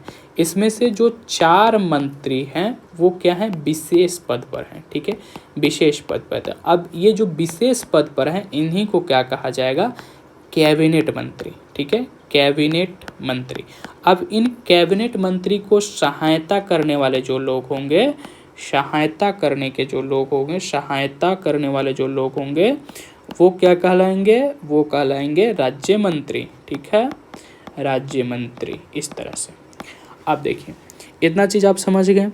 अब देखिए कैबिनेट मंत्री परिषद के नाम कैबिनेट मंत्री जो होता है मंत्री परिषद के नाम पर फैसले करने के लिए बैठक करते हैं। राज्य मंत्री जो होते हैं स्वतंत्र प्रभार के होते हैं। अमूमन ये छोटे मंत्रालयों के प्रभारी होते हैं।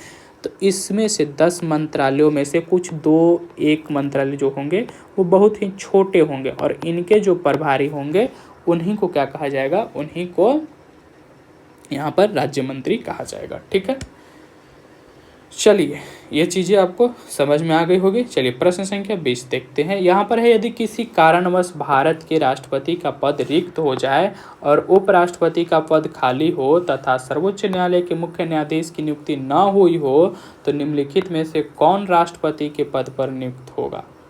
अब आप सोचिए कि कोई ऐसा स्थिति आ जाता है। ठीक है, कोई ऐसी स्थिति आ जाती है, विकट सी स्थिति, जिसमें क्या होता है कि राष्ट्रपति पद रिक्त हो जाता है। राष्ट्रपति पद क्या है, रिक्त है। अब समझिए राष्ट्रपति पद क्या है, खाली है, कोई नहीं है राष्ट्रपति के पद पर। आगे देखते हैं।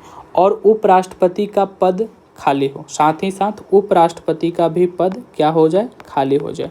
उपराष्ट्रपति का भी पद क्या है, खाली है, ये भी खाली है, यहाँ पर भी कोई नहीं है हो तथा सर्वोच्च न्यायालय के मुख्य न्यायाधीश की नियुक्ति न हुई हो। अब यहाँ पर जो सर्वोच्च न्यायालय है, सर्वोच्च न्यायालय उसके भी जो यहाँ पर न्यायाधीश हैं उनकी क्या हुआ है, नियुक्ति नहीं हुआ है, यानी कि ये भी नहीं है, खाली है। तो आपसे पूछ रहा है कि निम्नलिखित में से कौन राष्ट्रपति के पद पर नियुक्त होगा। राष्ट्रपति के पद पर कौन होगा, ठीक है, राष्ट्रपति के पद पर कौन होगा, ये सवाल है। प्रधानमंत्री नहीं, प्रधानमंत्री नहीं होंगे। मुख्य निर्वाचन अधिकारी नहीं, ये तो निर्वाचन के काम करते, ये नहीं होंगे। लोकसभा का अध्यक्ष नहीं। सर्वोच्च न्यायालय का अन्य जो न्यायाधीश होंगे वो क्या हो जाएंगे, राष्ट्रपति के पद पर नियुक्त हो जाएंगे। समझिए, भारत के राष्ट्रपति पद के रिक्त हो जाने पर उपराष्ट्रपति जो होते हैं राष्ट्रपति का पद ग्रहण करता है। देखिए सामान्य स्थिति में अगर राष्ट्रपति का पद खाली है तो यहाँ पर उपराष्ट्रपति क्या हो जाएंगे, राष्ट्रपति बन जाएंगे, उनके पद को संभालेंगे। ठीक है, राष्ट्रपति के पद को संभालेगा उपराष्ट्रपति। यदि वो भी ना हो तो सर्वोच्च न्यायालय का मुख्य न्यायाधीश, और वो सर्वोच्च न्यायालय का मुख्य न्यायाधीश संभालेगा। यानी कि अगर राष्ट्रपति का पद खाली है तो उपराष्ट्रपति पद संभालेंगे। यदि उपराष्ट्रपति नहीं होंगे तब ये जो पद है ये सर्वोच्च न्यायालय के न्यायाधीश के द्वारा जो है संभाला जाएगा। ठीक है, लेकिन यहाँ पर जो स्थिति कहा जा रहा है कि अगर वो भी ना हो तो सर्वोच्च न्यायालय का कोई अन्य न्यायाधीश भारत के राष्ट्रपति पद के लिए नियुक्त किया जाता है। यदि सर्वोच्च न्यायालय के न्यायाधीश भी नहीं होगा तो अगर कोई भी जो होंगे सर्वोच्च न्यायालय के वरिष्ठ न्यायाधीश, उनको जो है राष्ट्रपति के पद के लिए नियुक्त किया जा सकता है। अभी तक सर्वोच्च न्यायालय के एकमात्र न्यायाधीश एम हिदायतुल्ला राष्ट्रपति का पद संभाल चुके हैं। तो अभी तक सर्वोच्च न्यायालय के एकमात्र न्यायाधीश जो थे एम हिदायतुल्ला, ये जो थे राष्ट्रपति के पद अभी तक संभाल चुके हैं। तो इस चीज़ को हमेशा ध्यान रखिएगा कि यदि राष्ट्रपति का पद खाली होगा तो उपराष्ट्रपति पद को संभालेंगे। यदि राष्ट्रपति का पद खाली है और उपराष्ट्रपति का भी पद खाली है, तब जो है सर्वोच्च न्यायालय के न्यायाधीश जो होंगे, जो मुख्य न्यायाधीश होंगे, वो क्या करेंगे, राष्ट्रपति का पद संभाल लेंगे। यदि वो भी नहीं है, सर्वोच्च न्यायालय के मुख्य न्यायाधीश भी नहीं है, तो कोई भी जो सर्वोच्च न्यायालय के न्यायाधीश होंगे, अन्य न्यायाधीश, वो क्या करेंगे, उस पोस्ट को, राष्ट्रपति के पद को संभालेंगे। तो आज की इस वीडियो को हम यहीं पर समाप्त करेंगे, चूँकि वीडियो थोड़ी लंबी हो गई है। और यहाँ पर हम लोग जो अगली वीडियो देखेंगे, अगली क्लास जो हम लेंगे, वो लोकतांत्रिक अधिकार पर लेंगे। आप बताइए कि यह क्लास आपको कैसा लग रहा है। अगर कोई आपके पास सुझाव है, कोई सवाल है, तो नीचे कमेंट बॉक्स में ज़रूर लिखिए। ठीक है, हम लोग अगली चर्चा जो है लोकतांत्रिक अधिकार पर करेंगे। ये हमारा 5वां चैप्टर होगा और ये आखिरी चैप्टर होगा। ये छोटा सा चैप्टर है, ठीक है, इसमें ज़्यादा प्रश्न नहीं होंगे।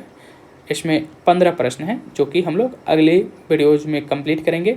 उसके बाद हम लोग क्लास 10th की पॉलिटी को शुरू करेंगे, जो कि लोकतांत्रिक राजनीति पार्ट 2 है। यानी कि कल के वीडियोज़ के बाद जो परसों की वीडियोज़ आएगी, यानी कि कल के बाद की जो क्लास होगी, उस क्लास में हम लोग कक्षा 10th को स्टार्ट करेंगे। इसमें हमें ज़्यादा चैप्टर्स नहीं हैं, बहुत ही छोटे छोटे चैप्टर्स हैं, तो बड़े ही जल्द हमारा 10th क्लास कंप्लीट हो जाएगा। फिर हम 11th क्लास की ओर अग्रसर हो जाएंगे, 11th क्लास को देखेंगे। तो उम्मीद है आपको ये वीडियोज़ क्लास पसंद आ रहे होंगे। अगर कोई सुझाव है तो आप ज़रूर दीजिए, कोई सवाल है तो वो भी पूछ सकते हैं।